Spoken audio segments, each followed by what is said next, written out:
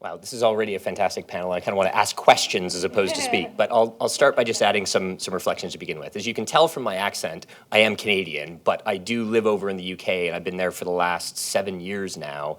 And I wanted to share a few reflections on the process of building a department at a 200-year-old British university and building a new department that, very much in the spirit of ISSP, the name is Science, Technology, Engineering, and Public Policy. I didn't pick the name, but it says on the tin what it is. And the challenges of trying to build new models of education, new models of research, and where that runs into some challenges. So I want to share a few reflections first, followed by a few examples of where, both in the UK and internationally, I see some of the real experiments and innovations going on in what universities are doing and what they might become. Let me start with, I'm going to use a few, Monica said I could be as provocative as I want, so I'm going to use a few polemics to set the scene for the framing.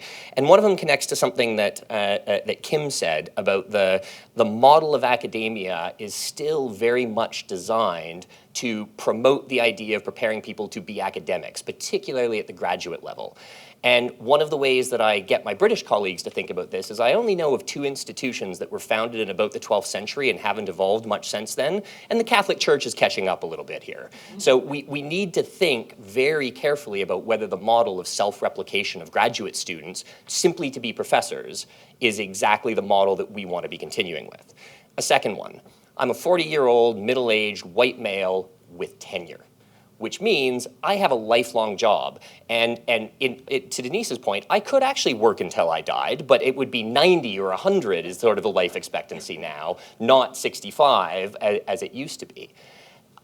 A system that is built with people like me having permanent job security, just wanting to do whatever I want to do and pursue it, that's not necessarily fit for purpose for societal needs. And I would argue that we really need to think whether or not the incentive structures for the faculty members, for the university, are actually aligned. It shouldn't be designed to give me a lifelong job. It should be designed to meet the needs of society.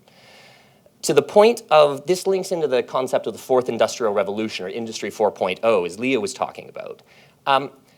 One of the things that I've been reflecting on when we were thinking about how we design the programs at UCL is, where are there models of really rethinking education as a whole? And I went back and looked at the 1st and 2nd Industrial Revolution. I would argue that the single most important policy response, long-term policy response that society had, was a fundamental redesign of universal primary and secondary education. It provided the numeracy, the literacy, the civic engagement and foundations that were necessary to survive in an age that was very tumultuous in terms of changeover of, we were 90% agrarian societies in the 1900s, and we've switched to be much less than 10% agrarian in most cases. That's a phenomenal shift. But the design of an education system in order to prepare people to work and live in an industrial age was absolutely essential. Higher education and lifelong learning, however, the university structure that we built since the 1950s onward, largely took what we had before and simply continued to expand it. It took a model that was designed to educate less than 0.1% of the population and has expanded it to the point where Canada has a phenomenal graduate rate of accomplishment in higher education. But if we were to start with a blank sheet of paper and to redesign higher education and lifelong learning, would we design the modern university? If not, what would that begin to look like? And so one story, just to add to the stories Denise told, I was talking to an engineering dean, I don't know, it was about a month ago, and it's a Canadian engineering dean. I'm going to not name the university, but he was saying that a bunch of students came to him at the beginning of this term and said, we want a course in AI, can you help us? And he turned around to his faculty and he said, we really need a course in AI, will any of you do it? And each and every one of them had a good excuse as to why their teaching load or their research was too high. 2 weeks later, the students came back and said, here's a list of MOOCs and assignments and projects we're going to do. Can we just go off and do it and teach ourselves? And he said, yep, I'll give you credit for it. And he turned around to his faculty and said, I'm paying you why? I mean, it does raise that question as to if students can actually go out and develop educational programs that teach themselves and understand that. Not every student is going to do that.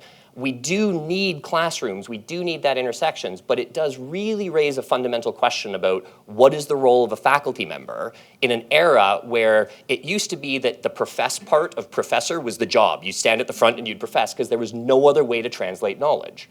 Now, there's plenty of other ways to translate knowledge, and frankly, you can do that once, and then what do you do with the classroom time? Then what do you do with the interaction?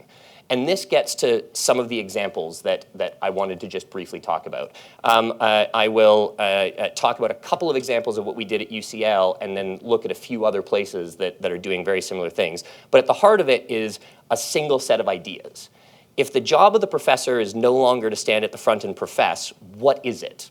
How does it link to the knowledge and research generation of knowledge that they're doing outside of the classroom, and how do you bring that into a classroom environment interactions? And I would argue it's much more as a knowledge and relationship broker than it is as simply a funnel of knowledge.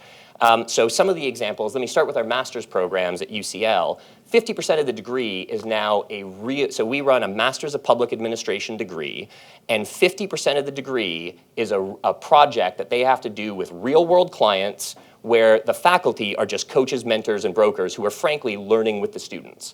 Now, I could talk at length about the challenges of doing that and the different mode of thinking about, well, how much teaching time does it take to do that? It's not a lecture course. You can't evaluate it in the same sort of ways, but we're now in year 6 of the department, and we have had more research grants written off the back of those student projects and the relationships with real-world clients. And rather than a 20% grant success ratio, we have a 55% grant success rate. Why? Because we've got real-world clients built in, because we've got real roads to impact, and we're working on real problems. I would argue that that's the type of more fundamental rethinking of education models we need to think about. And people could argue, okay, great, you did that at a master's level. That's at the graduate level. You can't do that at undergraduate. Well, you look at places like Olin College in Cambridge, Massachusetts. They teach engineering, accredited engineering degrees purely on problem-based learning with real-world projects. There are now, to be fair, Olin College started with a $500 million endowment. So one can argue that there are advantages to starting with some foundations there. But the very fact that there are innovators in that space. We ourselves run a program that we very modestly entitled How to Change the World. We have 800 students every year at UCL do a 2-week intense design studio around the Sustainable Development Goals. Business students, engineering students, computer science students, we bring in faculty from across the university, and over 70 real-world partner organizations, from UN agencies to local NGOs to corporates and venture caps, to work with the participants. And again, that's been generating phenomenal new partnerships, not only for the students in terms of job opportunities, in terms of life training skills, but also in terms of those partner organizations recognizing, actually, you guys have a whole bunch of stuff going on in the university we never knew about. Could we partner on this, that, and the other thing? We also find that they tend to send their mid-career to senior career experts to the program who view that as a professional development opportunity for themselves, because they're learning to interact in a different way with the next generation of engineers and computer scientists and business students and developing their ideas. The whole point of these types of programs, and there's places like Delft that are doing it, I personally have seen more of these experiments going on in emerging and developing economies.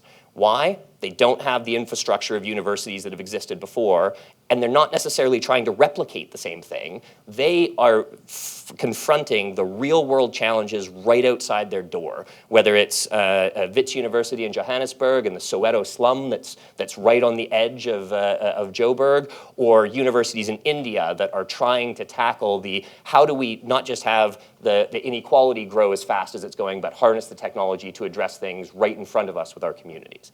I think that model of faculty becoming the broker, becoming the facilitator and the coach, as opposed to the oracle of knowledge of all wisdom. Google's going to kick our butts every time at that one these days. So no longer is that the sort of job security that we can have, but the ability to continue to generate and mobilize knowledge comes, I think, with being able to play more of that interconnecting role, and it's in the interdisciplinary problem-based learning space. I'm sure I've taken more than my 5 minutes at this point, so. Great, thank you. I'm